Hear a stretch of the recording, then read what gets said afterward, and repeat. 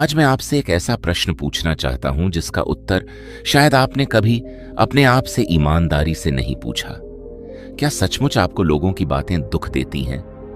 या दुख इस बात से होता है कि आपने उन बातों को अपने मन में जगह दे दी? जरा सोचिए, कितनी बार किसी की एक छोटी सी टिप्पणी पूरे दिन आपका मूड खराब कर देती है। कितनी बार किसी का तिरस्कार, किसी का अनदेखा करना, किसी की आलोचना या किसी की सफलता आपको भीतर तक हिला देती है। और सबसे बड़ी बात, जिन लोगों ने आपको परेशान किया, उनमें से अधिकांश लोग शायद इस समय आराम से अपनी जिंदगी जी रहे होंगे, लेकिन उनका एक वाक्य अब भी आपके मन में घूम रहा है।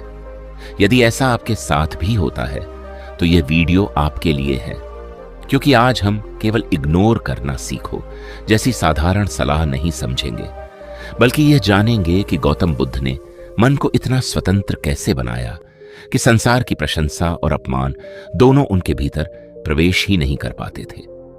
जब आप इस रहस्य को समझ लेंगे, तब केवल लोगों को नहीं, बल्कि अपने दुखों, अपने भय और अपने क्रोध को भी इग्नोर करना सीख जाएंगे।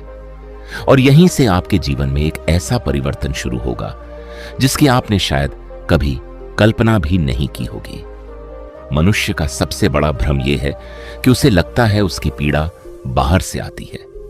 उसे लगता है कि सामने वाले के शब्दों ने उसे चोट पहुंचाई, परिस्थितियों ने उसे तोड़ दिया, लोगों ने उसका सम्मान नहीं किया, इसलिए वह दुखी है। लेकिन बुद्ध ने कहा था कि दुख का बीज बाहर नहीं, मन की पकड़ में छिपा होता है। बाहर की घटना केवल द्वार खटखटाती है, भीतर प्रवेश करने की अनुमति हमारा मन देता है। यह बात सुनने में सरल लगती है, लेकिन यदि इसे समझ लिया जाए तो जीवन बदल सकता है। कल्पना कीजिए, दो लोगों का एक साथ अपमान किया जाता है। पहला व्यक्ति पूरी रात सो नहीं पाता, वह बार बार वही शब्द याद करता है। उसके भीतर क्रोध, बदले की भावना और बेचैनी जन्म लेने लगती है।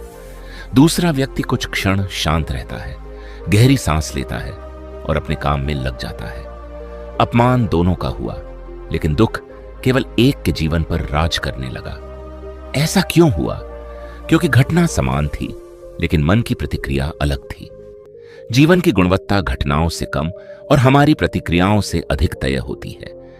यही कारण है कि बुद्ध ने मन को प्रशिक्षित करने पर सबसे अधिक बल दिया। उन्होंने संसार को बदलने का नहीं, स्वयं को समझने का मार्ग दिखाया।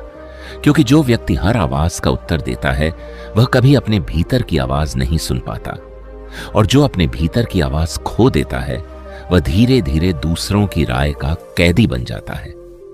अपने जीवन की ओर